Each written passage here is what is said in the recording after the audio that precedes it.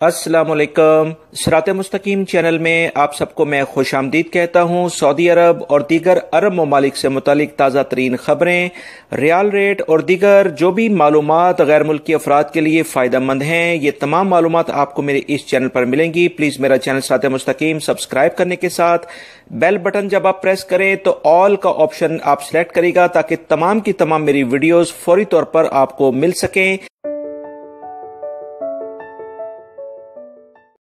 Saudi अरब में मौजूद गैर मुल्की अफराद की तादाद के बारे में एक रिपोर्ट जारी हुई है, जिसकी तफसीलात दोस्तों मैं आपसे शेयर करने जा रहा हूं। पिछले तकरीबन 3 सालों में सऊदी अरब की लेबर मार्केट से 12 लाख गैर मुल्की चले गए हैं। इसकी तफसीलात कुछ ये हैं कि गुज़िश्ता 3 सालों के दौरान 12 लाख गैर मुल्की सऊदी अरब लेबर मार्केट से बाहर हो गए हैं, जबकि लेबर मार्केट में अभी भी 70 लाख से ज़्यादा गैर मुल्की मौजूद हैं। इसलिए इस तमाम सूरत हाल के बावजूद बहुत सारे सऊदी जो शहरी हैं अभी भी बेरोजगार हैं। उन्हें मुलाजमत के वो मौके मुयस्सर नहीं आ पाए हैं जो कि वजारत अमल ने एक बाकायदा प्लान किया था। इस बारे में मजीद जो तफसीलात आई हैं उनमें कहा गया है कि सऊदीजेशन के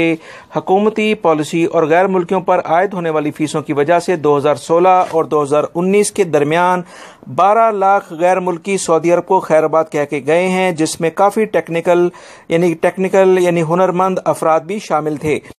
सऊदी लेबर मार्केट में 80% गैर मुल्की हैं, जिनके निकल जाने से इनकी जगह सऊदी शहरियों को लेना चाहिए था, मगर अदादो शुमार अभी तक बता रहे हैं कि ऐसा नहीं हो पाया है। लेबर मार्केट में इस वक्त भी 19 लाख सऊदी काम कर रहे हैं। मजीद जो तफसीलात आई हैं कि रिपोर्ट में कहा गया है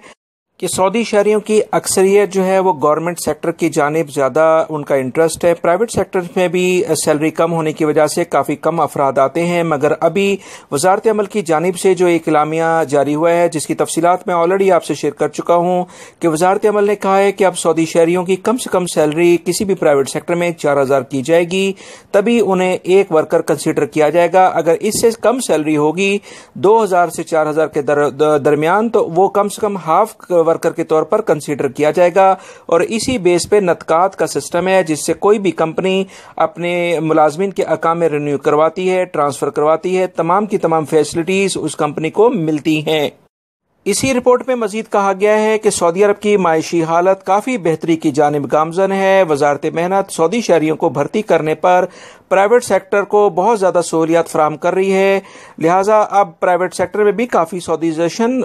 तसल्ली बख्श होगी। माहिरीन ने वजारत मेहनत से मुतालबा किया है कि तमाम बड़ी कंपनियों के कलीदी अहदों पर सऊदी शहरियों को भर्ती किया जाए, इससे सऊदीजेशन पर मुस्बत नताइज बरामद होंगे। लिहाजा इस बारे में मजीद जैसे जैसे कोई इतलात आएंगी आपसे शेयर कर दी जाएंगी।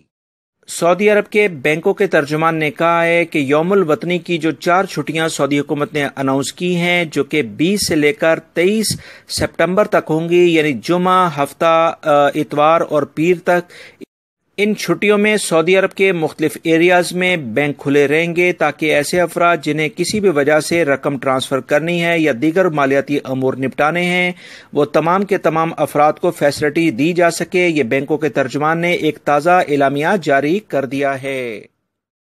दोस्तों, आप हजरात से 2 दिन पहले मैंने एक खबर शेयर की थी कि अगर कोई भी शख्स सऊदी अरब में नए कवानीन के मुताबिक किसी भी शख्स का ATM कार्ड धोखाधड़ी के तहत उसे तलाश करता है या उसे जान लेता है, तो ऐसे अफराद के खिलाफ अब कानून के मुताबिक कार्रवाई होगी और इन्हें 10 साल कैद और इससे कहीं ज्यादा जुर्माना भी किया जाएगा। इसी बारे में एक केस सामने आया है कि एक सदलिया यानी फार्मिस्ट ने एक सऊदी शहर के ATM और debit card number, pin code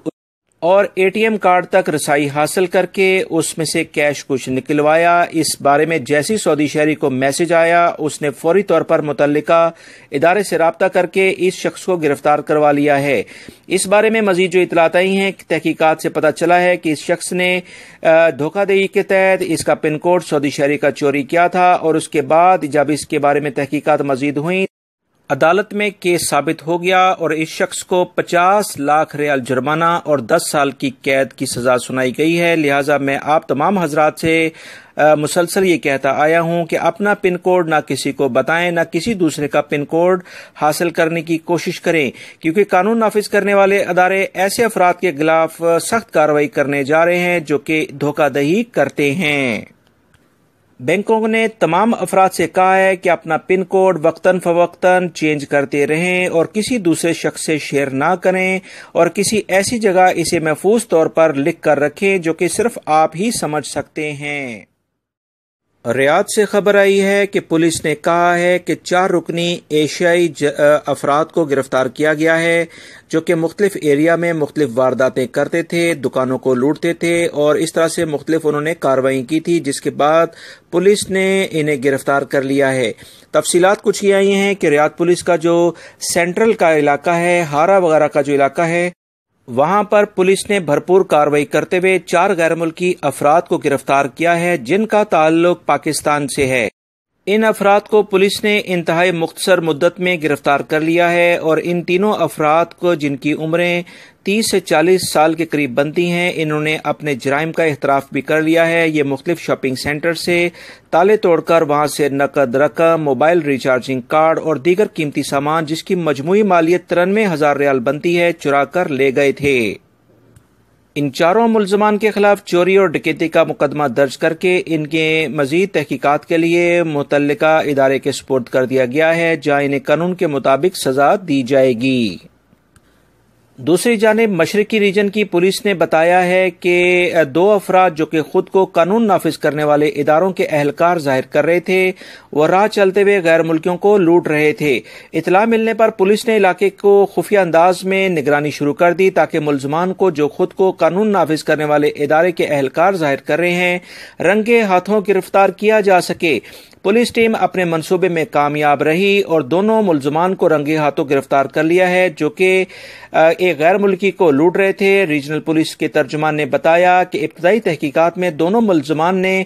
14 وارداتوں کا اعتراف کر لیا ہے اور یہ دونوں شہری ہیں۔ ان کے خلاف دھوکہ دہی اور لوٹ مار کا کیس درج کر کے انہیں پروسیکیوشن جنرل کے حوالے کر دیا گیا ہے تاکہ مزید تحقیقات کر کے مقدمہ عدالت کو بھیجا جا سکے۔ یاد رکھیے گا، سعودی عرب میں چاہے سعودی شہری ہو یا غیر ملکی، تمام افراد کے لیے قانون یکساں ہیں اور یہاں پر جو بھی قانون کی کوئی خلاف ورزی کرتا ہے اسے اس کے مطابق سزا اور جرمانہ کیا جاتا ہے، اور غیر ملکی تو فوراً اس کے بعد ڈیپورٹ ہوتے ہیں اور وہ کسی بھی عرب کنٹری میں دوبارہ